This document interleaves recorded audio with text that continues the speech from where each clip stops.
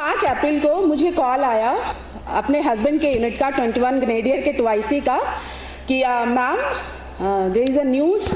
उन्होंने जैसे ही बोला कि एक खबर है, हर फौजी की वाइफ जिसके हस्बैंड फील्ड में है, बैक ऑफ द माइंड पीछे जैसे ही कोई ये बोले कि एक खबर है और वो जब बहुत खुशी से ना बताया जाए तो डर लगता है, दिल धक से रहा कि ऐसा क्या खबर है। मुझे आज भी वो शब्द याद है कि उन्होंने जैसे ही बोला कि चंदन इज़ नो मोर, मेरे मुंह से निकला कहीं आप पागल तो नहीं हो गए हैं, आप क्या बोल रहे हैं मुझे। ये बहुत ही इमोशनल है, हम इसको आई थिंक डिस्क्राइब नहीं कर सकते, क्योंकि जिस एरिया में आपने अपने हस्बैंड को खोया है उसी एरिया में जाके होमेज पे करना मतलब बहुत ही इमोशनल है ये चीज़ हमारे लिए।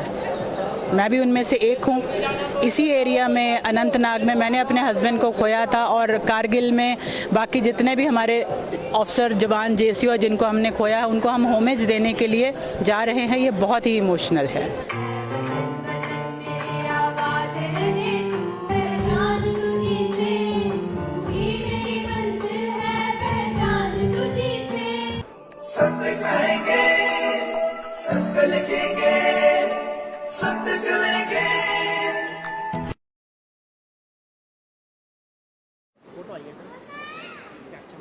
तूफानों को धूल बनाया था, दुश्मन हमको न भूलेगा, उसे ऐसा सबक सिखाया था संग्राम जिसमें हमारे शूरवीरों ने 16,000 फीट से भी ऊंची वीरान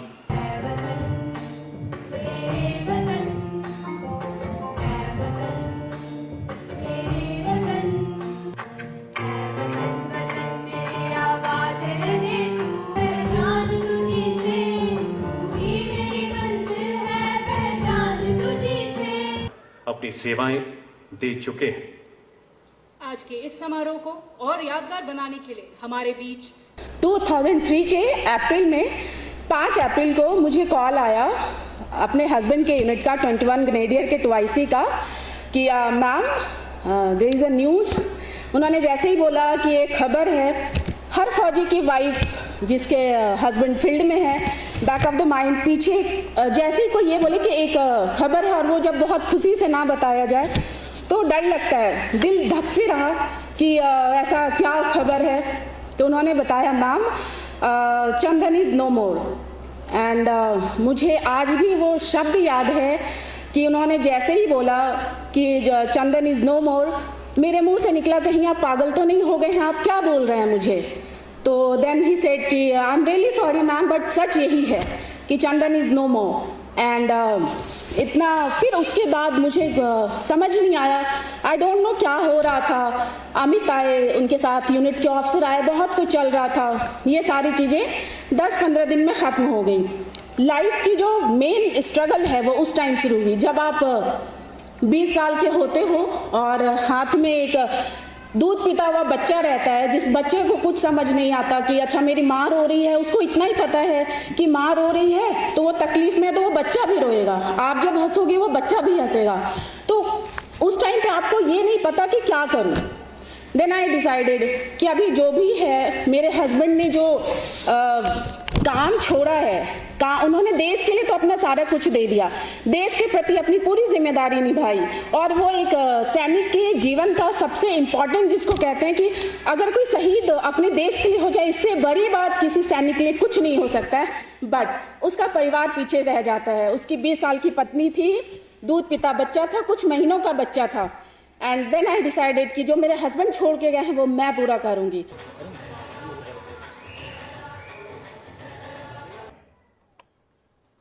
जिनमें सर्वप्रथम है मेरे हस्बैंड सिंकैन थे। सिंकैन होता है आपके आर्मी की पार्लेंस में आर्मी कमांडर थे और वो हिस्ट्री के सबसे लंबे, वो 4 साल आर्मी कमांडर रहे हैं। तो मैंने 4 साल और ऐसी ऑर्गेनाइजेशन के जहाँ आर्मी, नेवी, एयरफोर्स और कोस्ट गार्ड चारों हम मिलकर रहते थे, तो मुझे काफ़ी आइडिया था। तो मैंने कोशिश की कि हम अगर मैं प्रेसिडेंट रहूँगी तो मैं ऐसा कुछ करूँ जो लंबे समय तक चले, जो मैं उनको एक्चुअली, जो सही में उनको मैं सशक्त करूँ, झूठा मूठा मुंह दिखाने के लिए नहीं करूँ। तो मैंने काफ़ी कोशिश की और इसीलिए मैं उस एक्सपीरियंस से आज बात करना चाहती थी। अच्छा, पहले तो आप सारी वीर नारियां बहुत दुखी दिख रही है, पहले हंस के दिखाइए, सारी की सारी हंस के दिखाएंगी, ठीक है? जोर से हंसो, क्योंकि आपके पति जहां भी हैं वो आपको हंसते हुए देखना चाहेंगे। और इसीलिए मैं ये कहानी बता रही हूँ। वीर नारी, हम सभी नारी वीर हैं, हमें अपने अंदर की जो स्ट्रेंथ है उसको ढूंढना है।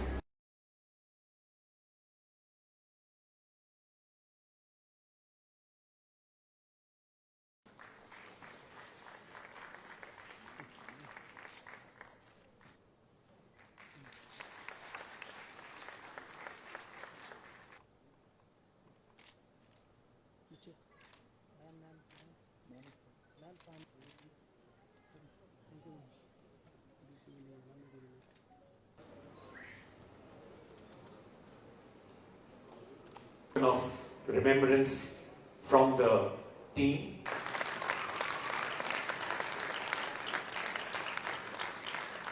हम किसी को पीछे नहीं छोड़ते हैं।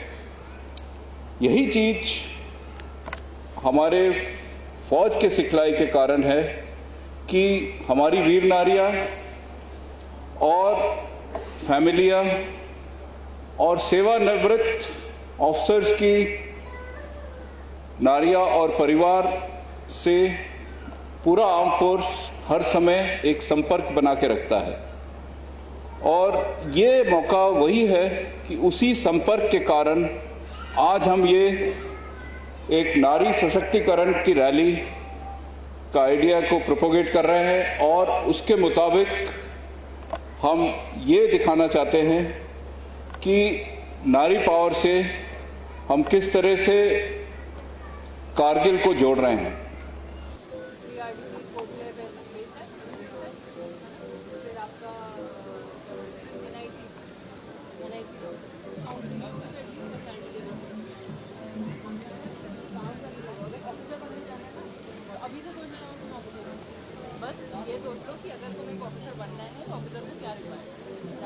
सबसे पहले मैं अपना इंट्रोडक्शन देती हूँ। मैं लेफ्टिनेंट कर्नल रविंदरजीत रंधावा हूँ और मैं अभी 31 मार्च को रिटायर हुई हूँ और मैं पहली वीर नारी थी जिसने फ़ौज ज्वाइन करी थी। तो ये जो रैली है हमारी, ये दिल्ली से शुरू हुई है और हम अंबाला, जालंधर, उधमपुर तक पहुँचे हैं और रास्ते में हम बहुत स्कूलों में एनसीसी कैडेट्स वगैरह जितने भी स्कूल्स आए हैं, अपना आर्मी पब्लिक स्कूल हो गए, कुछ कॉन्वेंट्स हो गए, स्पोर्ट्स राय हो गया, एंड जितने भी आए हैं वहाँ पे हम लोग होते हुए आए हैं और स्टूडेंट्स से मिलते हुए आए हैं। उनका जो एंथुजियाज्म था हमें देख के, और वहाँ पे हमारी बहुत सारी लेडीज़ ने वहाँ पे लेक्चर्स भी दिए हैं, मोटिवेशनल लेक्चर्स दिए हैं उनको कि कैसे आर्म फोर्सेस काम कर रही है और कैसे मोटिवेट करें उनको कि आर्म फोर्सेस की तरफ वो उनका झुकाव हो और वो ज्वाइन करें इस चीज़ को। तो ये सब करते हुए हम उधमपुर पहुँचे हैं अभी। अपना विमेन एम्पावरमेंट रैली है ये जो दिल्ली से शुरू हुई है, ये कारगिल विजय दिवस के 24 साल को सेलिब्रेट करने के लिए हम लोग सब कारगिल जा रहे हैं। हमें ये विक्ट्री पाए हुए 24 साल हो गए हैं और उसको सेलिब्रेट करने सारी जो विमेन्स हैं, हमारे वाइफ्स भी हैं, ऑफिसर्स भी हैं, बच्चे भी हैं, मतलब जवान भी हैं, इसमें 3 जवान विमेन भी ऑफिसर्स भी हैं, और ये सेलिब्रेट करने हम लोग कारगिल जा रहे हैं।